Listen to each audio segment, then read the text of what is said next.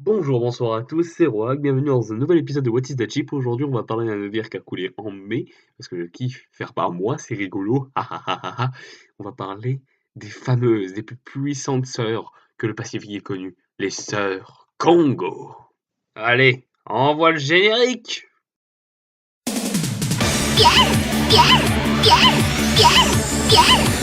渓谷で生まれたマンゴーです。国市場のマンゴーです。今日もいい天気で紅茶が飲みたい急先端マンゴーです。温存されたマンゴーです。私たちの出番です。ついてきてくださいね。ニューフェイスマンゴーです。ムカツマンゴーです。天下でチャンスが上がったよ。ラップベルも許さないね。大活躍です。マンゴーです。私です。マンゴーです。食らいついたら離さないわ。絶好のファイヤー。超急先端として運動技術導入を兼ねての米国男子地で運動されたマンゴーです。私の実力見せてあげるね。バーニングラー。 Après cette merveilleuse intro, je tiens juste à vous préciser que cette vidéo n'est pas comme toutes les autres, c'est-à-dire qu'elle n'est pas répartie en 3 points, mais en plusieurs, racontant l'histoire de chacune des sœurs Congo, à la suite ou indirectement. Avant quoi que ce soit, je vais présenter la classe Congo en général, c'est-à-dire leurs caractéristiques physiques et leur type d'armement, etc. À force, vous êtes habitué dans What is that Chip à ce genre de choses. Alors déjà, pour commencer, le type du navire est un croiseur de bataille, comparé à plusieurs personnes qui pensaient que c'était un cuirassé. Non, un croiseur de bataille, quelle est la différence avec un cuirassé? Un croiseur de bataille est un cuirassé plus rapide, logiquement. Roi, tu t'es en train de la merde, dis donc. Le croiseur de bataille est un type de navire de guerre apparu au début du XXe siècle. Ses capacités sont semblables à celles d'un cuirassé pour les déplacements, le calibre, l'artillerie principale, l'effectif des équipages, le rayon d'action, mais sa vitesse est nettement supérieure. Voyons, tout le monde le sait, ça, hein?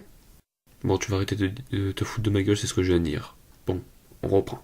Alors d'une longueur de 214 mètres 50, avec un mètre beau de 28 mètres, un tirant d'eau de 8,40 mètres, un déplacement de 27 941 tonnes, son poids en lourd est de 32 717 tonnes, la propulsion est de 4 turbines à vapeur et de 36 chaudières, sa puissance est de 64 000 chevaux, sa vitesse de 27,5 nœuds au maximum. Pour ses caractéristiques militaires, il a un blindage avec une ceinture de 203 mm, une tourelle avec un blindage de 230 mm, un pont avec un blindage aussi entre 75 et 200 mm, un kiosque avec 254 mm de blindage, et des barbettes de 250 mm de blindage aussi. Pour son armement, il possédait 2x4 tourelles de 356 mm pour un calibre de 45 Vickers, 16 canons de 152 mm calibre 50, 8 canons de 76 mm des DCA et 8 tubes lance-torpilles 533 mm. Il possédait aussi un aéronef, 3 plus précisément, après refonte en 1931, un rayon d'action de plus 8000 nautiques à 14 nœuds, 4000 tonnes de charbon et 1000 tonnes de mazout sont consommées. Pour son équipage, il pouvait contenir 1221 hommes. Pour les Congos, c'était un peu compliqué pour décrire leur construction, c'est-à-dire que un a été construit à Barrow-in-Furness en Angleterre, un autre a été construit à Nagasaki, un autre à Kobe et un autre à Kure. Ils ont servi tous pour la marine impériale japonaise. Période de construction pour le Congo a été de 1911 à 1915. Période de service a été de 1915 à 1945. Les navires construits, il y en a eu 4. Et les navires prévus, il y en a eu 4. Donc, ils étaient bien. Eh bah décidément, Roi, c'est pas ta journée. Et je tiens à te dire qu'il y a eu également 4 Congos perdus. T'as pas besoin de leur spoiler la fin, tu sais. Définir, entre guillemets, quelle est la classe Congo. La classe Congo est une série de 4 croiseurs de bataille de la marine impériale japonaise conçue par l'architecte naval britannique Sir George Thurston. Avant la Première Guerre mondiale, le Congo fut le dernier grand navire de guerre japonais à avoir été construit en dehors de Japon. Il a servi de modèle pour les 3 autres unités de la classe qui ont été construites dans les chantiers navals japonais. Ils ont subi des transformations importantes entre les guerres mondiales et ont eu de l'activité militaire. La plus importante des navires porte-canons japonais, leur vitesse supérieure à celle des cuirassés japonais de classe suivante, Fuso et Nagato, les ont amenés à l'accompagner des porte-avions à Pearl Harbor, à Midway. Aucun n'a survécu la Seconde Guerre mondiale. 2 ont été perdus devant Guadalcanal en novembre 1942 et les autres, 2 ont été détruits entre novembre 1944 et juillet 1945. Après ce résumé, nous allons attaquer plus en détail l'histoire des sœurs Congo dans le Pacifique et en général dans l'histoire, durant la Première et la Seconde Guerre mondiale. Zeus, Marty. Roi Zéro a fait une erreur et a mal jugé un Congo. Qu'un des Congos a été construit à Cure alors que c'était Kobe. Marty, je crois que Roi Zéro est complètement fou. Marty, tu t'en m'entends, Marty? Marty! Visiblement, mes interventions de gens du futur commencent à faire vraiment bizarre. Mais enfin, on va attaquer l'histoire en général. On va commencer par la Première Guerre mondiale.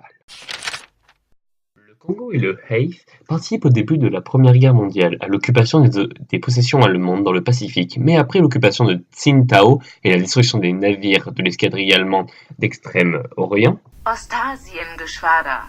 ils n'ont plus d'activité notable, car restés dans le Pacifique où il n'y a plus de forces navales organisées ennemies. Les bâtiments de la classe Congo ont constitué la 3e division de cuirassés. Parmi leurs commandants les plus connus, on citera en 1928 sur le Haït le capitaine du vaisseau Daisa Shimamada, qui, devenu amiral, sera ministre de la Marine d'octobre 41 à juillet 44. En 1931 sur le Congo, le capitaine de vaisseau Kondo, commandant en chef de la 2e flotte de septembre 1941 à août 1943.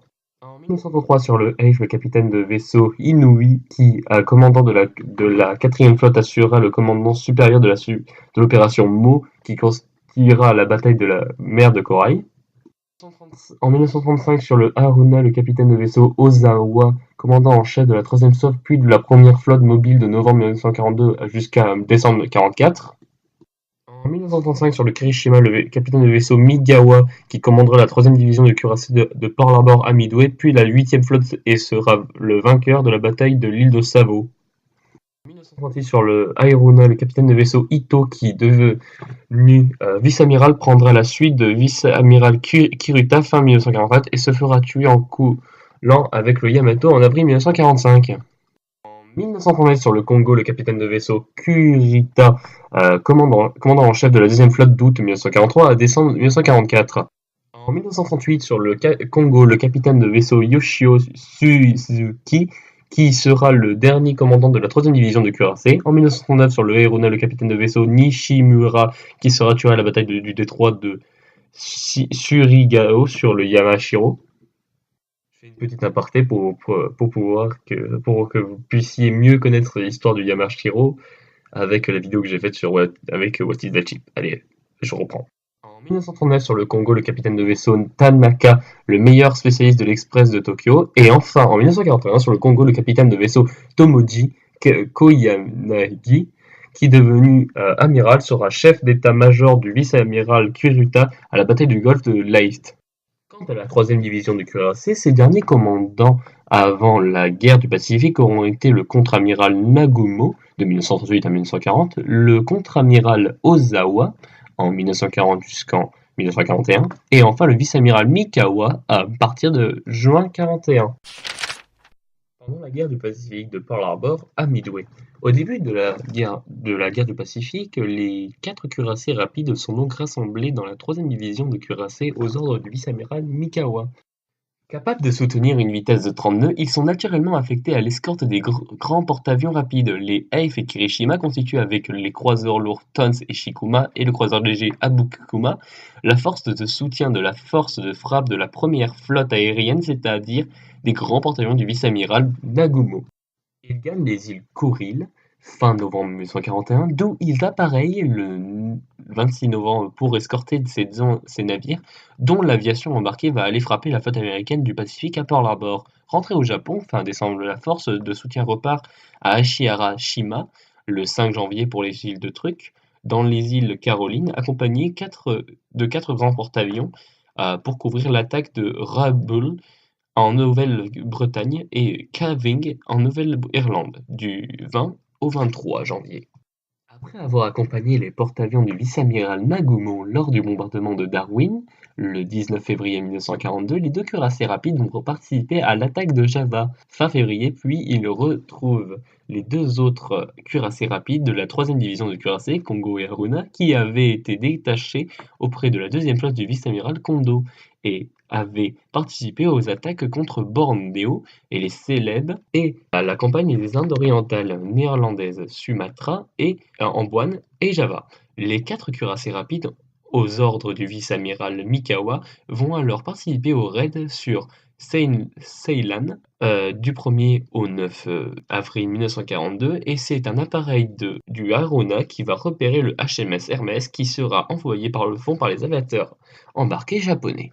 De retour au Japon, à Ishiyashima, à la fin avril, la 3e division de cuirassés y reste jusqu'à la mi-mai. Elle ne participe donc pas à l'opération Mo, qui va donner lieu à la bataille de la mer de Corail, dans laquelle n'est engagée que la 5e division de porte-avions pour l'opération Mi, c'est-à-dire l'attaque de l'île de Midway. Les Kirishima et Ei vont encore une fois escorter les grands porte-avions qui ont été chargés de couvrir et éloigner les opérations, tandis que le Kongo et le Haruna sont rattachés à la 2e flotte du vice-amiral Kondo, qui doit assurer la couverture rapprochée de l'occupation de l'île. Quoique très proche du cœur de la bataille qui a opposé les porte-avions japonais et américains, le Kirishima et le Ei ne subissent de la part des avions embarquées américaines que des dégâts légers. Devant Guadalcanal, lors de la réorganisation des forces navales japonaises qui a eu lieu à la mi-juillet 42, la 3e division de cuirassés s'est trouvée réduite au Congo et à l'Haruna. Le vice-amiral Kuritaen a reçu le commandement. Le Kirishima et le Heif ont été constitués une nouvelle 11e division de cuirassés confiée au contre-amiral Abe.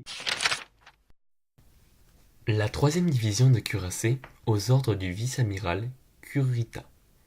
Rattachée à la 2e flotte, la 3e division de cuirassés se trouve en août à l'arsenal de Kure pour recevoir de nouveaux équipements. Elle n'a donc pas participé à la bataille de Salomon orientée du 23 au 25 août 1942. En septembre, basée à Truk, elle participe au sein de la 2e flotte et en coopération avec la 3e flotte du vice-amiral Nagumo à la couverture éloignée des opérations de renforcement des forces japonaises à Guadalcanal. Début octobre, la 3e division de cuirassés devient la force de bombardement d'urgence de la 2e flotte, et le lendemain de la bataille du Cap d'Espérance, du 12 octobre 1942, où la 6e division de croiseurs du contre-amiral Goto a été repoussée avant d'avoir pu bombarder l'aérodrome d'Anderson Field, le vice-amiral Kuruta a emmené ses 2 cuirassés rapides effectuer un violent bombardement de nuit sur l'aérodrome tenu par les Marines. Près de 870 obus de 356 mm sont tirés, dont une centaine de nouveaux obus explosifs incendiaires et à fragmentation, dits de type Sandakai. Près de 50 avions ont été détruits, soit plus de la moitié des avions qui s'y trouvaient. Les jours suivants, ce sont les croiseurs lourds de la 8e flotte qui ont bombardé de nuit les positions américaines de Guadalcanal. Après la bataille des îles Santa Cruz, où la 3e division de cuirassés n'a pas subi de dégâts significatifs, elle a assuré la couverture éloignée des opérations qui ont abouti aux batailles des 12 et 13 et 14 et 15 novembre 1942, au cours desquelles ont été coulés les 2 sister ships, le Heif et le Kirishima, puis au début de 1943 à l'évacuation de Guadalcanal, opération Kei. La 11e division de cuirassés a d'abord été rattachée à la 3e flotte et a été présente à ce titre à la bataille des Salomon orientales. À la mi-octobre, la 2e et 3e flotte sont retournées au large de Guadalcanal et après la bataille du Cap d'Espérance, la 11e division de cuirassés a participé à la couverture des bombardements nocturnes d'Anderson Field par la 3e division de cuirassés du vice-amiral Kurita. Le 14 octobre et par les croiseurs de la 8e flotte du vice-amiral Mikawa, le 15 octobre, le contre-amiral Abe et ses 2 cuirassés sont à présent à la bataille des îles Santa Cruz à la fin octobre. Mais, comme la bataille des îles Salomon orientales, les cuirassés japonais n'y ont pas joué un rôle notable. Aux ordres du vice-amiral Abe, promu le 1er novembre, la 11e division de cuirassés, qui a été rattachée à la 2e flotte du vice-amiral Kodo, appareille le 9 novembre pour les îles Shortland, au sud de Bougainville. Il s'agit de couvrir un important convoi de renforts de troupes à Guadalcanal, le vice-amiral Abe ayant une mission de bombarder Anderson Field pour assurer la protection du convoi de renforts dont l'escorte est confiée à la 2e escadre de destroyers du contre-amiral Tanaka. Dans la journée du 12, les bâtiments japonais sont repérés et le contre-amiral Kalangan, avec la Task Force 67, 2 croiseurs lourds, 1 croiseur léger, 2 croiseurs légers anti-aériens et 8 destroyers, prend possession dans le détroit de Sea Lock, entre les îles de Savo et les îles de Guadalcanal. Surnommé le détroit au fond de ferraille, Iron Bottom Sound, mais le navire équipé du radar le plus performant, le USS Helena, n'est pas le navire amiral et se trouve à l'arrière de la ligne américaine, ce qui donne l'avantage aux Japonais qui ont un meilleur entraînement au combat de nuit. Le combat violent débute à 1h40 et à très courte distance. L'USS Atlanta est très vite désemparé et le contre-amiral Scott, qui y a à sa marque, est tué. L'USS San Francisco tire sur le Heife et se fait mitrailler par le Kirishima et le contre-amiral Calangan est tué lui aussi.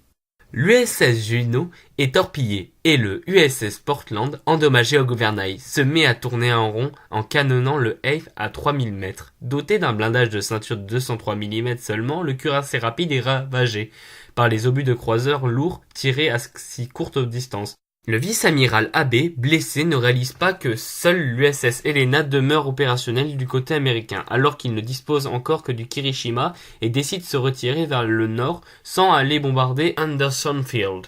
Après des tentatives d'avorter de prendre le Kirishima en remorque puis de l'échouer, le cuirassé rapide, assailli dans la journée du 13 par l'aviation basée à Anderson Field et par l'aviation embarquée de l'USS Enterprise, est sabordé, malgré un ordre contraire de l'amiral Yamamoto. Parvenu trop tard, le soir même, le vice-amiral Mikawa arrive de Rabaul avec 2 croiseurs lourds, renforcés de 2 autres croiseurs lourds aux ordres du contre-amiral Nishimura. Anderson Field encaisse alors près de 1400 obus de 203 mm, mais reste opérationnel. Son aviation contribue à endommager le Maya, a coulé le Kinugasa et 6 des 11 transports du convoi du contre-amiral Tanaka dans la journée du 14. Pour en finir avec Anderson Field, l'amiral Yamamoto relève le vice-amiral Abe de son commandement et enjoint au vice-amiral Kondo d'exécuter la mission de bombardement. Anderson Field, le vice-amiral Kondo, qui a sa marque sur la Tago, met le cap sur Guadalcanal depuis l'atoll d'Ontong Java, à 135 nautiques au nord des îles Solomon. Avec le Kirishima, le Takao, deux autres croiseurs légers et plusieurs destroyers. Mais cette unité de bombardement d'urgence va se heurter à la Task Force 64 du contre-amiral Ching Lee. 2 cuirassés modernes, l'USS Washington et l'USS Dakota, et 4 destroyers arrivant de Nouméa. Dans la nuit du 14 au 15, la mêlée est aussi furieuse que 2 jours auparavant. Le croiseur léger Sendai est engagé par l'USS Washington, mais le contre-amiral Hashimoto, qui a sa marque le replie aussitôt, derrière un écran de fumée. Dans le combat entre les destroyers et les marins japonais ont l'avantage grâce à leur expérience du combat de nuit et à la supériorité de leurs torpilles de 610 mm de diamètre, des fameuses longues lances. 2 des 4 destroyers de l'escorte des cuirassés américains sont coulés et un troisième endommagé. Le Kirishima et le croiseur lourd engagent l'USS South Dakota qui se trouve un moment en difficulté, encaissant 42 impacts lorsque survient une panne générale de ses circuits électriques. Mais le contre-amiral Lee, qui s'y connaît mieux en radar que les opérateurs radio, utilise le radar SG installé sur l'USS Washington pour diriger sa flotte dans la nuit, avec le succès de son navire amiral qui n'a pas été repéré par la veille optique japonaise. Le contre-amiral Lee lance à la radio « Ici Sing Song Lee, tenez-vous à l'écart, je vais passer au travers !»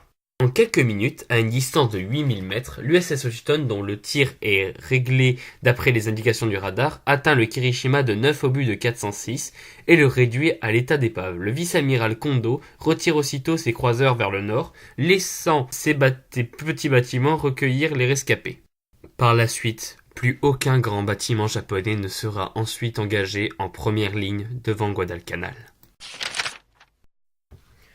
Au cours de l'année 43, la 3e division de cuirassés basée à Truk effectue quelques sorties pour essayer d'intercepter les task forces américaines qui effectuent les raids de bombardement des positions japonaises dans le Pacifique central, les îles Gilbert ou les îles Marshall. En août, le vice-amiral Kuruta remplace l'amiral Kondo à la tête de la 2e flotte et la 3e division de cuirassés passe aux ordres de la vice-amiral Yoshio Suzuki. Les 2 cuirassés effectuent aussi des séjours à l'arsenal au Japon pour améliorer leur protection sous-marine et leur défense contre l'avion. C'est ainsi que 4 pièces de 152 sous casemate sont élevées ainsi que 2 affûts doubles de 25 mm type 96 et 2 tourelles doubles de 127 mm type 89. Et 2 affûts triples de 25 mm sont installés à la place. Au cours d'un passage en cale sèche à Sasebo, qui les fait échapper au bombardement de trucs, l'opération Hailstone.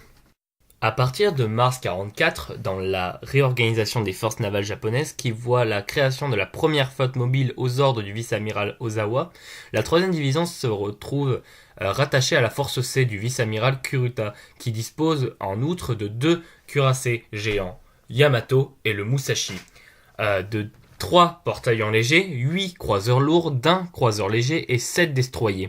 La 3e division de cuirassés rejoint en mars le mouillage de l'île de Lingga sur la côte de Sumatra au sud de Singapour, puis gagne en mai le mouillage de Tawi-Tawi en mer de Sulu, à l'extrémité sud-ouest des Philippines. Avec la première flotte mobile, la 3e division de cuirassés appareille le 13 juin 1944 dans le cadre du plan Ago pour aller affronter la 5e flotte américaine qui va débarquer sur les îles Mariannes, opération Forager. Au cours de la bataille de la mer de Philippines, la division est attaquée le 20 juin par l'aviation embarquée de la Task Force 58. Et le Haruna est légèrement endommagé par les Avengers de l'USS Cabo. Rentrée au Japon, la 3e division de cuirassés reçoit sur chaque cuirassé un radar de type 22 de veille surface et de contrôle de tir de 2 radars de type 13 et l'artillerie antiaérienne est renforcée 76 tubes anti-aériens de 25 mm type 96, 12 affûts triples et 40 simples sont ajoutés. Elle regagne ensuite le mouillage des îles Senga. En août, à Singapour, 18 canons de 25 mm AA sont encore ajoutés. Au moment de l'attaque américaine des Philippines et du débarquement de la 6e armée américaine sur la côte et de l'île de Leyte, opération King II, la 3e division de cuirassés japonais fait partie de la force d'attaque de diversion, commandée par le vice-amiral Kuruta, dont la composition est proche de la force qu'il commandait en mer des Philippines, sans les porte-avions mais avec 3 cuirassés et 3 croiseurs lourds de plus. Dans le cadre du plan Shogo, de défense des Philippines, la 3e division de cuirassés appareille le 18 octobre des îles Slinga relâche en baie de Brunei à Bomeo du 20 au 22 devant ensuite aller franchir le détroit de San Bernardino entre la mer Subian et la mer des Philippines, puis contournant les îles de Samar par le nord et l'est, aller attaquer les forces amphibies américaines dans le golfe de Leyte. Les cuirassés rapides ont été engagés le 24 octobre dans la bataille de la mer Subian,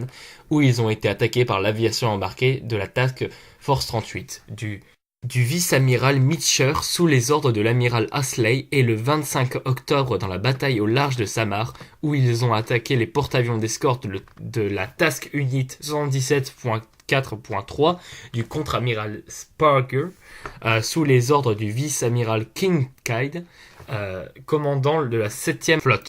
Le 24 dans la matinée, les aviateurs du TG-38-2 ont revendiqué avoir mis une bombe de 450 kg et la mi-journée ceux du TG-38-3 ont estimé avoir touché de 2 torpilles et avoir mis 2 fois une bombe de 450 kg sur des cuirassés de la classe Congo. En fin de journée, les aviateurs de la TG-38-3 et TG-38-4 ont signalé avoir manqué de peu par 4 fois un Congo et ont signalé en avoir vu un fumant très endommagé. Mais du côté japonais, le vice-amiral Kuruta n'a pas reconnu de dommages au cours de ces attaques en fin de journée du 24, autres que ceux subis par le Musashi qui a coulé et le système de communication du Nagato, et n'a indiqué rien d'important sur les autres bateaux. Après avoir franchi le détroit de San Bernardino, opposition dans la nuit de la force centrale japonaise, comme les Américains ont désigné la force navale commandée par le vice-amiral Kuruta, a surpris le 25 octobre peu avant cette heure au nord-est de l'île de Samar 6 porte-avions d'escorte code radio Taffy 3 chargés de l'appui au sol des forces amphibies américaines dans le golfe de Leyte. Puis, sous le feu de 4 cuirassés et 7 croiseurs lourds, ces petits porte-avions à tout faire ont entrepris de se dérober vers le sud tandis que leur écran de fumée, le destroyer s'interposer dans le combat qui s'ensuit. La pugnacité des destroyers américains est extraordinaire. Ils mitraillent croiseurs et cuirassés avec leurs pièces simples de 127 mm et s'approchent dangereusement près de leur adversaire pour décrocher leurs torpilles. En revanche, les obus pénétrants des artilleries principales des cuirassés japonais ont tendance à faire long feu, traversant sans exploser les tôles minces des destroyers et des porte-avions d'escorte. Vers 8h30, le croiseur lourd japonais coule l'USS Gambier Bay, tandis que le Congo contribue à l'endommager gravement les deux destroyers USS Johnson et Howland, qui finissent par couler, ainsi qu'un destroyer d'escorte.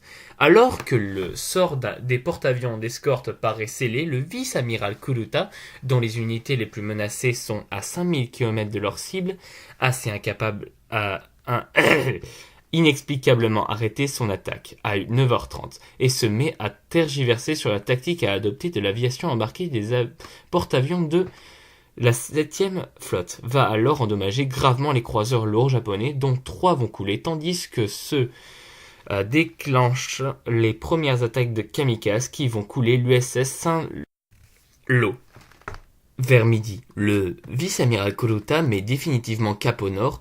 En début d'après-midi, ce qui reste de la force centrale, 4 cuirassés parmi lesquels le Congo et l'Airona et 2 autres croiseurs lourds, est attaqué sans résultat notable par une centaine d'avions du TG-38-1 du vice-amiral Mark Kane, revenu à hauteur du détroit de San Bernardino, et informé que les porte-avions du vice-amiral Ozawa sont hors de combat. Le vice-amiral Kuruta se résout à rentrer et franchit le détroit à la nuit tombée, échappe au cuirassé de l'amiral Halsley, lancé à sa poursuite. La force centrale en retraite a encore été attaquée par l'aviation américaine. Le 26 octobre, dans le détroit de Tablas, le Yamato a été touché et un croiseur léger a été coulé. Mais le Congo et la Runa sont arrivés sans encombrement à Brunei. Le 28, le 16 novembre, le Congo repart pour le Japon, accompagnant le Yamato et le Nagato. Le 21, le convoi a été attaqué par des sous-marins américains USS Sea Lion de la classe Balao, dans le détroit de Formos. Le Congo, qui a reçu plusieurs torpilles, va finir par couler au bout de quelques heures. Le vice-amiral Suzuki est tué. Quant au Haruna, il reste quelques jours en mer de Chine, entre à Bornéo, le mouillage des îles Lingga et Singapour, mais ayant heurté au fond, il doit rentrer pour être réparé au Japon. Il y parvient en décembre non sans difficulté, car il subit dans le voyage de retour les attaques de sous-marins américains auxquels il s'échappe après la dissolution de la 3e division de cuirassés. Il est rattaché au district naval de Kure et va y rester au port en raison de la pénurie de carburant. Il subit à partir de mars 1945 des bombardements de l'aviation embarquée américaine, des United States Army Air Force, et il est finalement coulé en baie Etajima le 28 juillet 1945 par l'aviation embarquée de la 3e flotte américaine. De l'épave est relevée en 1946 et démantelée en 1948. Nous avons pu voir au travers de ceci que plusieurs classes Congo ont connu des histoires assez différentes mais très rapprochées l'une de l'autre. J'aimerais aussi aborder un point que je n'avais pas abordé depuis le premier What is that ship sur le Lusitania. L'héritage culturel qu'ont laissé ces cuirassés au travers de notre histoire actuelle. Alors on retrouve beaucoup de ces cuirassés, soit personnifiés, soit directement. Exemple dans de nombreux mangas, tels que High Fury, ou encore Aperigo of Blue Sea, je crois que c'est ça le nom de la série, ou encore dans Kankole, l'exemple le plus connu, avec les sœurs Congo. Et on peut voir aussi qu'il y a eu plusieurs livres qui ont été décrits, etc. Et en fait, ces sœurs ont beaucoup inspiré de nombreux auteurs. Parce que leur histoire, c'est assez dingue. C'est-à-dire que le premier a été construit en Angleterre en 1911. Bien après, enfin quelques années après, genre 2 ans ou 3 ans après, ils ont construit d'autres cuirassés. C'est autre chose quand même que... Voilà, je m'exprime mal mais ça va. En tout cas, si cette vidéo t'a plu, je te conseille de mettre un like. Enfin, tu fais comme tu veux, tu mets un like, tu mets un dislike. Tu peux t'abonner, parce que ça me fait plaisir, bordel de merde. Alors, juste, petite anecdote. En un épisode de What is that ship, on a quand même gagné 30 abonnés. Si vous me refaites la même multiplié par 2, mais là je serais heureux. Vous êtes au courant quand même que je suis en train de préparer une vidéo 50 abonnés alors que j'étais même pas prêt à la base. Franchement, je vous remercie parce que je m'attendais vraiment pas. Et je pense que je vais vous laisser sur cette phrase. Jambon de Bayonne. Allez, Tu veux t'arrêter tout de suite? Tu m'as même pas présenté. J'étais là pour te reprendre quelques fois dans ta vidéo, tu me présentes même pas. Mais tu me saoules, t'es juste un truc, un chibi moche. Bon d'accord, je vais te présenter. Voici le chibi moche. Je l'ai produit entre 2h et 4h du matin. Voilà. C'est tout. Et si vous vous demandez, il va juste me reprendre sur son tampon pour faire un personnage humoristique et drôle. Enfin, je sais même pas s'il est drôle, c'est un test. Bon, maintenant je vous dis vraiment, ciao, ciao. Et comme dirait l'autre,